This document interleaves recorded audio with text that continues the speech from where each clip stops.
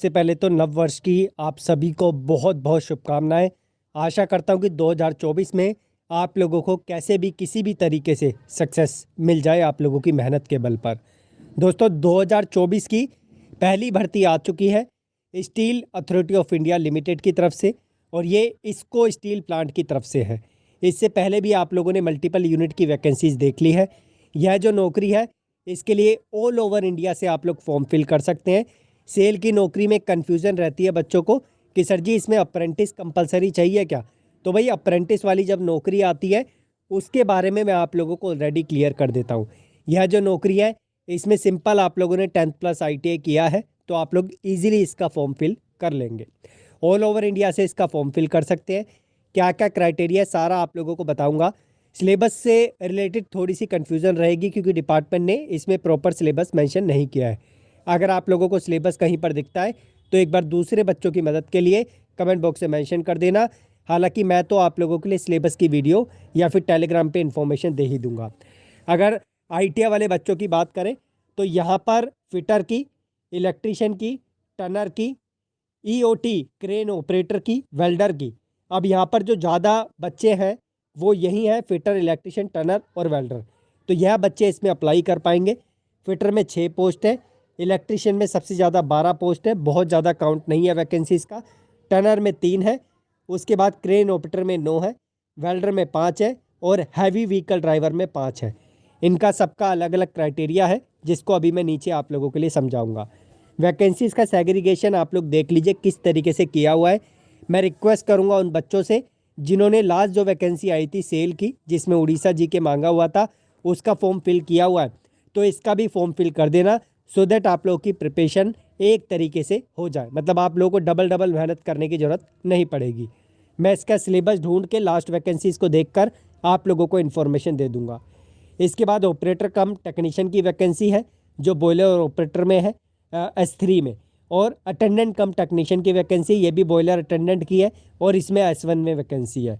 Count आप लोग देख लो, 3-3 पोस्ट दे रखी है दोनों UR कैटेगरी में। रिलैक्सेशन जो मिलेगा ऑल ओवर इंडिया के बच्चों को मिलता है। सेल सेंट्रल का डिपार्टमेंट है, आप लोग जानते ही हैं। अब मैं यहाँ पर फोकस जो करूँगा वो ITI पर ही फोकस करूँगा ज़्यादा, ठीक है। तो जहाँ जहाँ पर ITI दे रखा है उस पर हम लोग आ जाते हैं। सबसे पहले अटेंडेंट कम टेक्नीशियन बॉयलर में देख लेते हैं। तो बॉयलर में अगर आपने 10th पास किया है और साथ में ITI किया है या फिर NAC किया है, अब एक कन्फ्यूज़न रहेगी कि सर जी यहाँ पर ITI भी दे रखा है, NAC भी दे रखा है, तो हमने ITI तो किया नहीं, डायरेक्टली NAC किया है, या फिर NAC हमने डायरेक्टली SCVT के बाद किया है। तो आप भी फॉर्म फिल कर सकते हो, लेकिन सेल से अप्रेंटिस चाहिए। अगर आप लोगों के पास NCVT है, ध्यान से सुनना, अगर आप लोगों के पास NCVT है तो 10th+ ITI के बेस पे आप इजीली फॉर्म फिल कर पाएंगे। जो अटेंडेंट कम टेक्नीशियन बॉयलर अटेंडेंट की पोस्ट है, एज का क्राइटेरिया आप लोग साथ साथ देख लेना। इसमें 10th पास चाहिए या फिर आप लोगों को ITI फिटर से हो, रिगर से हो, इलेक्ट्रीशियन से हो, टनर से हो, आप लोग इसका फॉर्म फिल कर पाएंगे। और फिटर टनर मशीनिस्ट के ED के नोट्स मैं आपको ऑलरेडी दे चुका हूं जो सेल में आप लोगों की भरपूर मदद करेंगे, उसका लिंक डिस्क्रिप्शन में, हैंड रिटन नोट्स है। उसके बाद अगर मैं बात करूं इलेक्ट्रीशियन की सेपरेट जो पोस्ट है इसमें 10th+ ITI सिंपल चाहिए, अप्रेंटिस कंपलसरी नहीं है। बार बार बोल रहा हूँ आप लोगों से, लेकिन जिस बच्चे ने SCVT किया है फिर सेल से अप्रेंटिस किया है वो इसका फॉर्म डाल सकता है। उसके बाद अटेंडेंट कम टेक्नीशियन में फिटर की पोस्ट है, 6 पोस्ट है, 10th+ ITI वही कंडीशन। उसके बाद आप लोगों का टनर है, टनर में आप लोगों का 10th+ ITI वही कंडीशन। उसके बाद वेल्डर 10th+ ITI आपका वेल्डर में होना चाहिए। उसके बाद अटेंडेंट कम टेक्नीशियन जो EOT क्रेन ऑपरेटर की वैकेंसी है, इसमें जो अप्लाई करेंगे matriculation with full time ITI जो आप लोगों का होगा फिटर से, रिगर से, टनर से, इलेक्ट्रीशियन से, इनमें से 4 ट्रेड में से किसी एक में, और मिनिमम 1 ईयर का एक्सपीरियंस इसमें मांगा हुआ है।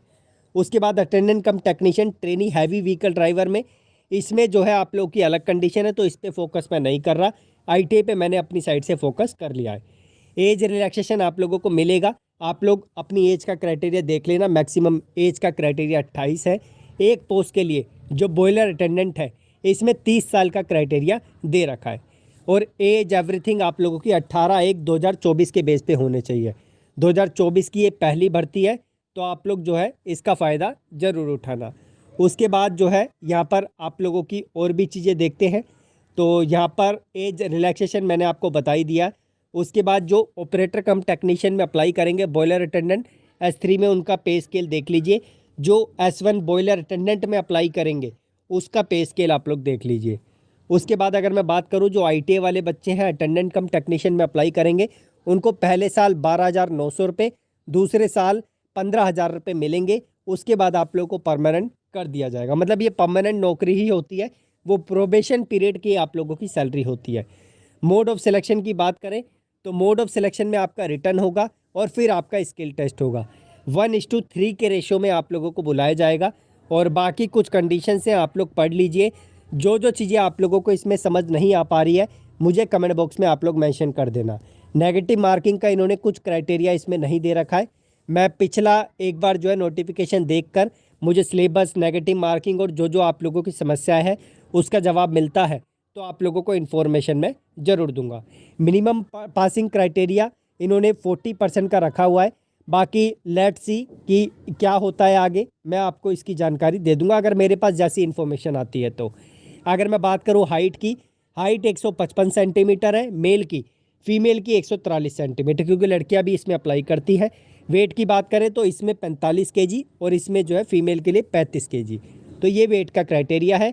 फ़ीस थोड़ी सी ज़्यादा लग रही है मुझे, तो फीस में ऑपरेटर कम टेक्नीशियन बॉयलर ऑपरेटर में 500 रुपये है UR OBC EWS कैंडिडेट के लिए, और SC ST PWD और जो डिपार्टमेंटल कैंडिडेट है उनके लिए 150 रुपये। अटेंडेंट कम टेक्नीशियन जो ITA की पोस्ट है उसमें 300 रुपये फ़ी है, जो UR OBC EWS से, और जो SC ST PWD ESM है उनके लिए 100 रुपये। अटेंडेंट कम टेक्नीशियन बॉयलर अटेंडेंट में 300 रुपये इसमें और 100 रुपये इसमें। आशा करता हूँ फीस से रिलेटेड भी आप लोगों को इन्फॉर्मेशन मिल गई है। हाउ टू अप्लाई का क्राइटेरिया अभी मैं आप लोगों को बता देता हूँ, टेंशन मत लीजिए। कहाँ से आप लोगों को अप्लाई करना है, ऑफिशियल साइट का लिंक मैं हमेशा आप लोगों को डिस्क्रिप्शन में देता हूँ, सो दैट आप लोगों को कन्फ्यूज़न ना हो। 29 तारीख को इसकी अपडेट आ गई थी, लेकिन फॉर्म उस टाइम पर चालू नहीं हुआ था, लेकिन अब सक्सेसफुली बिल्कुल प्रॉपर तरीके से चालू हो गया है। 18/1/2024 तक आप लोग फॉर्म फिल कर सकते हैं।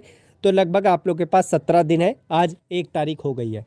अब मैं लेके चलता हूँ ऑफिशियल साइट पे, ताकि आप लोगों को ऐसा ना लगे कि भैया किसी प्रकार की फेक वैकेंसी है और आप लोग कन्फ्यूज़न में रहें। तो ये सेल की ऑफिशियल वेबसाइट है। आप लोग सबसे नीचे आएंगे तो आप लोगों को नीचे की साइड पे यहाँ पर इसको स्कील प्लांट की अपडेट दिख जाएगी। ठीक है, ये इनका एडवर्टाइजमेंट है। फॉर्म कैसे अप्लाई करें ये भी कन्फ्यूज़न है भैया, कहाँ से जाके अप्लाई करें। तो लॉगिन पे आप लोग क्लिक करोगे, जैसे ही मैंने लॉगिन पे क्लिक किया मुझे रीडायरेक्ट करेगा ऐसे पेज पर, और यहाँ से आप लोग रजिस्टर करके फॉर्म को ईजिली फिल कर पाएंगे। ये इनकी कंडीशन है फॉर्म को फिल करने की। ठीक है, रजिस्टर कीजिए, फॉर्म को फिल कीजिए। अगर फॉर्म नहीं फिल हो पाता तो मुझे बताइए, मैं फिर आप लोगों के लिए फॉर्म की वीडियो लेकर आता हूँ। और कोई कन्फ्यूज़न है तो सेल को आप लोग कॉल भी कर सकते हैं, लेकिन ज़्यादा बच्चे कॉल नहीं करेंगे, अदरवाइज़ आप लोग का फ़ोन पिक करना ये बंद कर देते हैं। ठीक है, तो ये अपडेट्स थी मेरे सामने जो मैंने आप लोगों को दे दी है।